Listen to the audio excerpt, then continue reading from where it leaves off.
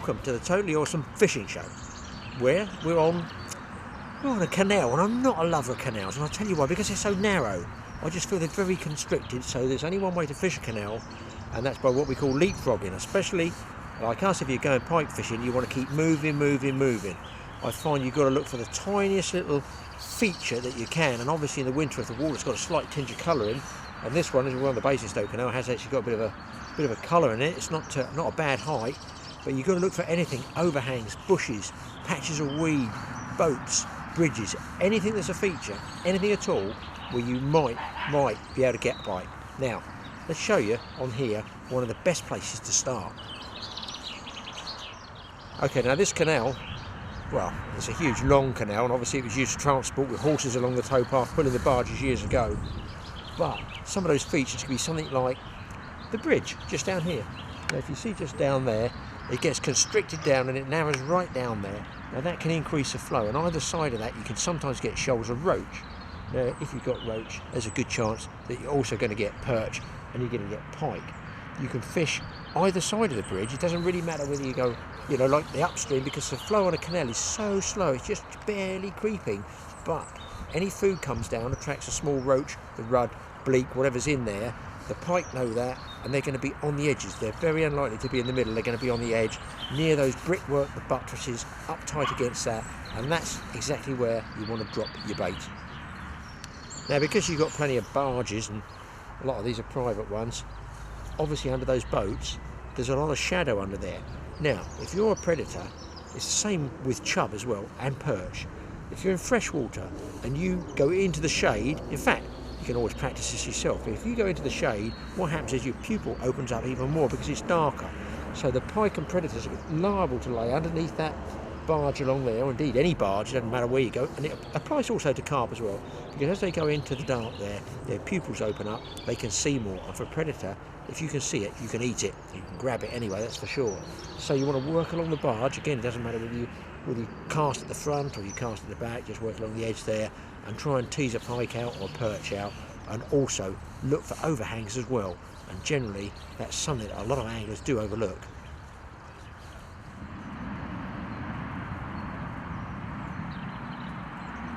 Now then, you should be able to see that right up there's not a lot of overhangs. That doesn't mean to say that there's no pike up there, because there could be weed beds up there and the edge or margins of the rushes which could hold baitfish, and that could hold pike and perch as well. So what I'm going to do first is I'm going to start back up this way, but these are the type of overhangs over here that I'm looking for. Now they don't look much at the moment because, you know, this is the back end of winter. We're looking down the barrel of March, we're getting towards the end of the season, and we have indeed got the worst conditions ever. It's like bright blue sky, big frost last night, bit of colour in the water. I don't suppose for a minute we'll catch anything, but the idea is to try and show some of you beginners, you know, some spots to look for, and given good conditions, when it all comes good, a bit overcast, you might get lucky. So any of those bushes along there, don't cast up them, cast near them, especially if there's a little cutting in the bay. Look where you're casting. You do not want to be casting up the trees, because it's very, very easy to get tangles on a canal because it's so narrow. So we're going to work all along there, right along the edge as tight as we can, and all the way down, and even down here, just down the bottom. Somebody at the bottom of their garden has got, as you can see, some corrugated sheeting, like old metalwork down there. As their sort of bank, they've made a little jetty there. Along the edge of that jetty, what you get very, very small, generally the first year's fry, up against that. They just butt up against it, and the pike know that as well. So what we're looking at is edges. Finally, before we go fishing, my favourite spot, just down here where the old rush beds die back. They lay on the surface. Now you think that's totally Snag City and the roots go down. They don't. The roots actually come in here for about 2 or 3 feet. Those ones out there, what they've done is they've died and they've just flopped over. Now where they flopped over on the surface, that leaves an area underneath. Again, there could be a pike, a perch or a predator laying underneath all that matting just under there. So I also like this, I do it on rivers as well by the way, is to cast out and just tweak it past the front of that. You probably won't get snagged. Every chance you could have a little jack pike or even a bigger pike rush out from underneath and grab it. As for baits, what are we going to be using? Here at the Totally Awesome Fishing Show, we specialise in twitch sprat. This is how we do it. Okay, the tackle I'm going to be using, because it's a canal, I'm not going to be using those huge, massive, long distance rods and beach reels that they seem to use. A lot of pike anglers use massive reels and braid. I'm going to be using tiny little diddy rods. These are little baby diddy rods. I guess they're about, I bet they're barely 4 feet, something like that, 4 or 5 feet long. They throw from a 1/16 up to 3/8 of an ounce. 3/8 of an ounce. I got them in Australia. I don't know where you get them here. Please don't write in, guys. I got them from Australia. I don't even know if you can get them now. But the idea that you can use these little light rods is you're not going to be casting far. Your canal's probably 20 feet across, if that, so you can get away with light tackle as well. But here's a tip. On that one, the sticker, we don't plug tackle at all really, but that's got a Bass Pro Shop sticker on it. Now that's a big American tackle company. They're huge, and a lot of these rods, in fact, they've both got Bass Pros on them, so they're manufactured for the Bass Pro range years and years ago. These are 30 years old, these rods. Reels are just regular fixed ball Shimano's. If you contact Bass Pro, I'm sure you'll be able to look for largemouth bass ultralight spinning rods. And I'll tell you what, you can have some great fun with them. So, very light rods and reels, our usual twitching sprat pike trace here. And you can read about these, how to make them, on our how to make traces, pike traces section on our YouTube playlist. I just wind it round. And the sprats, by the way, I get these from Morrison's, and they lay them all like this in rows, which is really good because you can break one off. They're not all mashed and squashed, which you get the guts. If the guts break, they don't twitch well. So they really, you know, do look after you at Morrison's, or the man at my Morrison's does. He looks after me. I popped the one barbed one in there. I put the little trailing hook in the back there. Little SSG, well, a decent size SSG, this one. Use your teeth. Ow!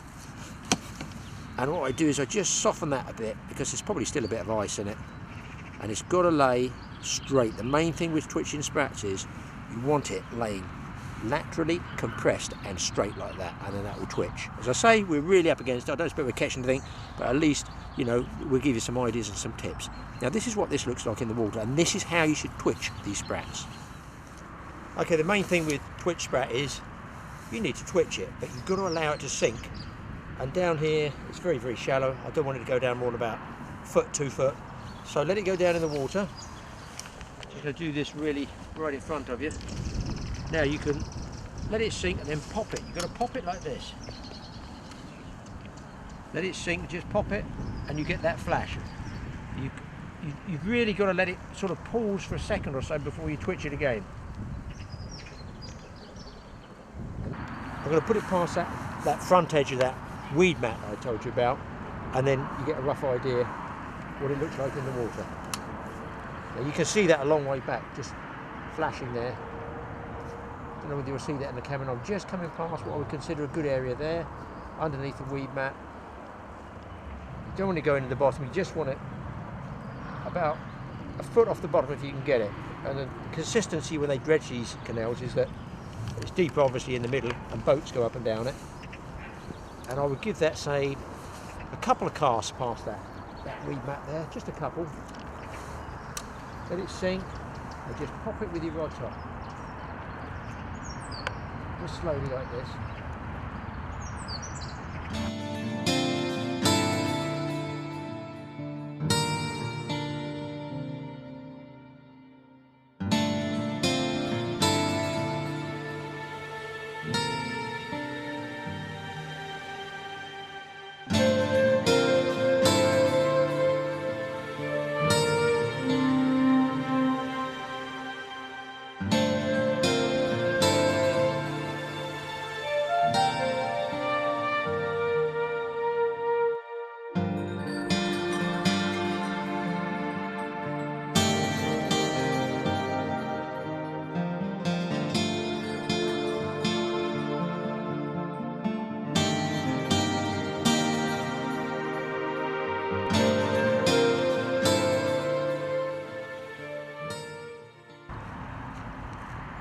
Okay, so now here's another good spot.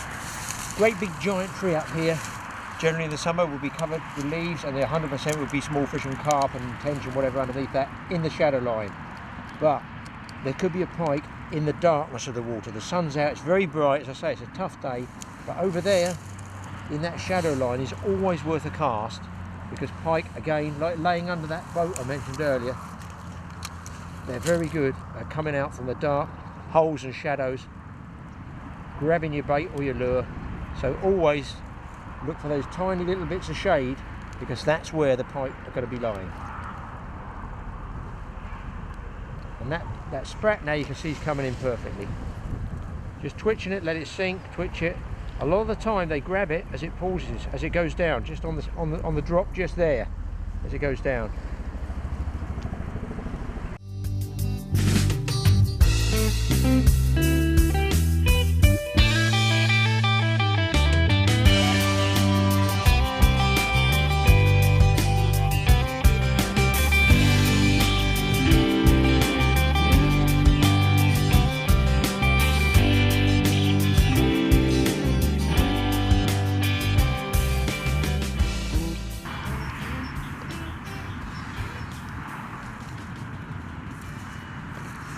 Now, I'm no biologist, so I have no idea what these are called. Like a sort of Pampas grass, very rough, and you probably cut yourself on the edges of them. But you can see they grow in clumps like this. Now they also grow out over the water as well, and they don't die back during the winter. That's another tip. And over there, there's 2 or 3 clumps there. You can probably see them just on the far bank. I'm going to put a sprat around those. And the other bonus is they're also right in the shade. The sun's going around there in the shade. That could be another spot for a predator. Let's give it a shot.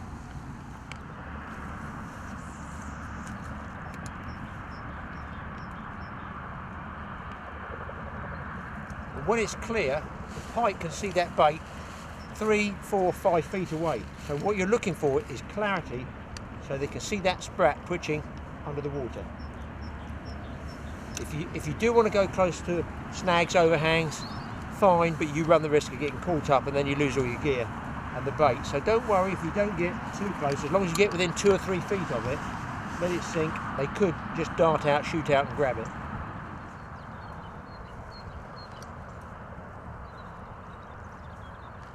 And you know, we catch a lot of pike. We got them today, I'm pretty sure, that with these bright conditions, by twitching the sprat. And I think a lot of guys, oh, that's the cast, they hold the rod too low.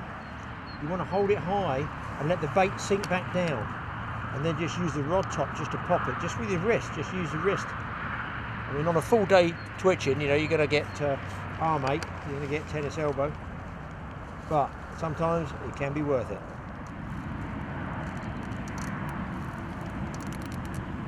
Now I can tell by the action on this bait that something's wrong. It's just not flashing through the water quite right. Yeah, I can see. Now this bait's what I call finish. Now let me show you. I probably thawed it out to come on this trip too quickly, and you can see there the stomach lining's burst.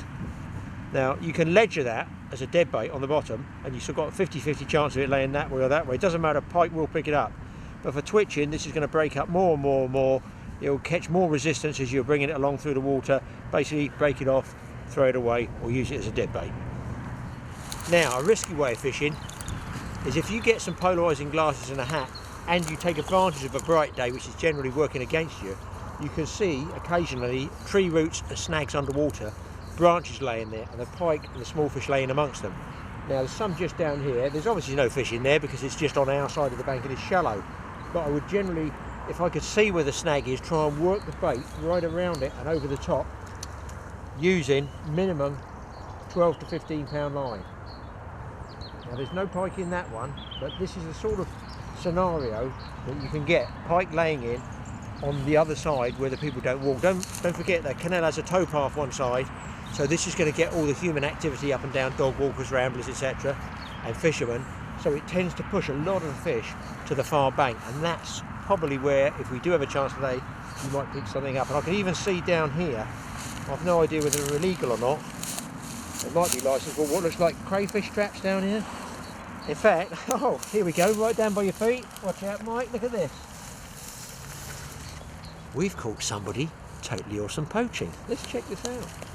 Because you actually do need a license to trap crayfish. So there we go. This is a crayfish trap. And is there anything in there? I have to say yes. Now, I'll tell you why that you need a license, because there's American signal crayfish are absolutely an invasive species destroying so many of our freshwater systems, and they kill off the white crayfish, our normal crayfish. But you need a licence. You can't just go putting traps out and catching crayfish, because what you do is you catch and you probably kill our native species of crayfish. So I have the feeling this might not be a licensed one, and being close to the bridge up there where the car access is, it's only the Totally Awesome crew that have discovered that this is a illegal crayfish trap. Now you can just see a baby one in there, just through the mesh. There's one, there is, I don't know, you see a real big one in the middle there, crawling along, and a giant one. I'm not about to stick my hand in there because they've all got claws with them. Now these have probably been put out there, I would think, by somebody illegally. Here we go, there must be 10 crayfish in there, and look at the size of these things, and look at the claws on them. Hopefully I don't get nipped. So somebody somewhere is probably doing this illegally. I mean, I don't have a problem, me personally, they can take as many of these signals as they want, but it's the English ones they shouldn't take, the British native species. But look at the strength on that. I'll tell you, this one is so strong, I reckon he's going to take nearly the weight of that net. Look at the power in that. Look at that. That's his claw holding on there. That's unbelievable. It's a wonder his claw doesn't pull off. I'll tell you what, I'm so pleased he's not biting my finger, because I would think that is some sort of nip. There's actually a second one down there as well. Let's just open his claw up there. Oh my God, he's got some strength. There he is. That gives you an idea. Crayfish, we don't need them.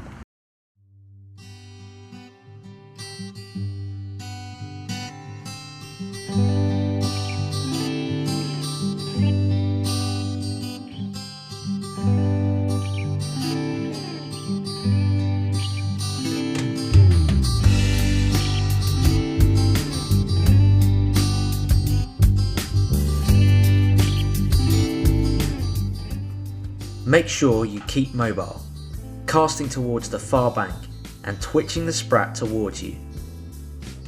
If you wear polarizing glasses, you should be able to see the bait in the water, and might even get to see a pike race out and grab it.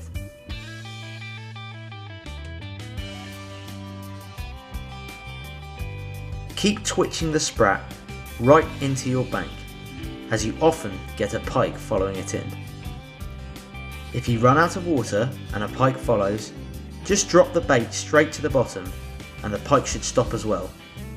Leave it 10 seconds, then twitch it a couple of times.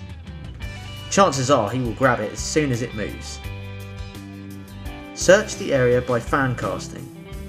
Say 6 casts in each swim should see if any predators are at home. Then move on 20 yards and repeat the procedure. Try to cover as much of the canal as you can, and watch for signs of baitfish at every chance. The pike won't be too far away.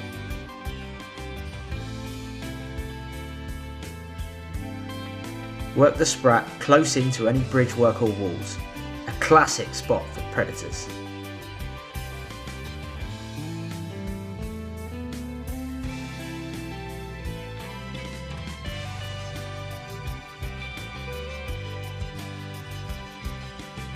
And don't forget, the turning bays on many canals are great spots to locate the pike.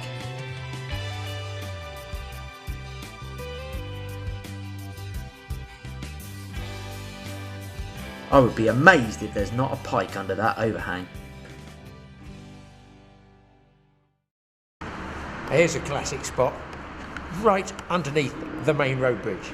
Nice steel gantries all along the outside edge there, and we've already seen big shoulder bream up there, no pike in them. You'd think there would be. But down under bridges is always worth looking, because the fry like to get out there. Did you know when they get out there?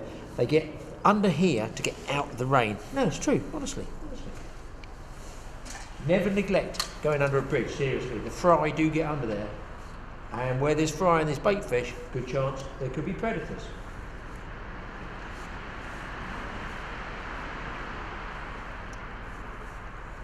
And another tip, while I think about it, this is level both sides. It's been channeled out, it's narrowed down to take the support of the bridge, so it's going to be a little bit deeper. So you can fish along that side, but you can also come right along the inside here. And the best way to do that is before you actually walk down there. In other words, don't walk down there and then spook all the fish that are in close. Just pop that sprat right along the edge before you go walking down there. And then what you do is you walk down to where you've cast and then work your way further down again. So we've seen bait fish, but we've seen no predators yet. Now this is really taking the biscuit. It's really bad. It's bright, it's cold, we had a southeast wind, it's dropped. We're going pike fishing, February, March, and what do we see? A carp, a great big canal carp, just laying there. Now, if you were here in the summer, you probably wouldn't see the carp, you'd be seeing pike all the time. Just the way it goes, we got no bread, we got no worms. He's just sort of hanging there in the current. Looks like a mirror probably about 7-8 pounds, something like that. We have seen one pike though, maybe a small one, £1.5, £2. But that can make you sick and angry. We want to go home now, but got to keep trying, got to keep looking.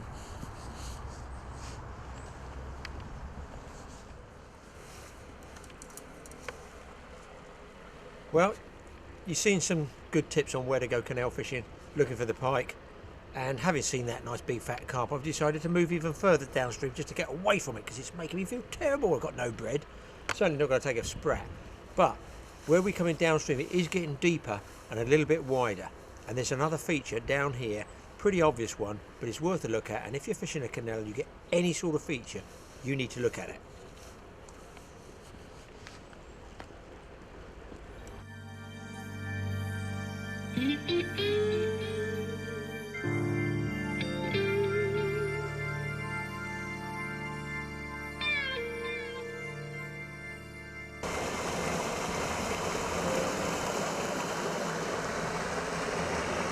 Well, now there's another little tip for you. Rare to get this on a canal, but there's a nice, it's like a chalk stream coming in there. Again, it's a feature. It's creating an activity, it's stirring the bottom up, it's moving the sediment around, it's cleaning the gravel, it's all sorts of things a baitfish might want. But I wouldn't necessarily pike fish just here because it's quite fast, you know. I go more down the back there where the current eases off a bit, near where that overhanging tree is, and from there work my way downstream for about 20 yards. But the object of the lesson is, as you must have gathered, with canals you've got to keep moving and you've got to keep looking for any little feature you can.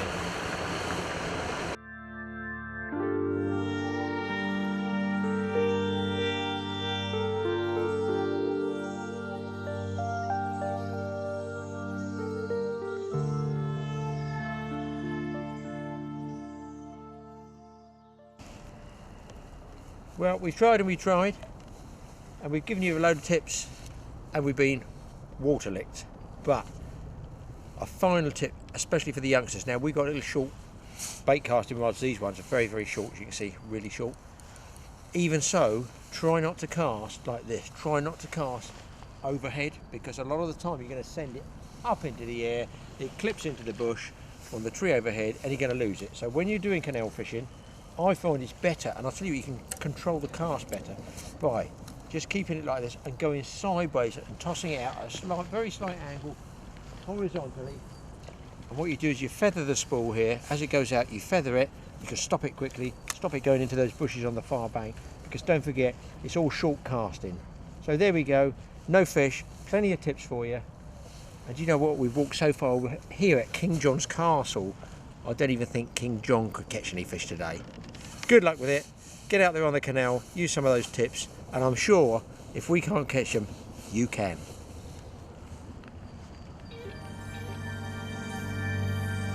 Mm-mm-mm.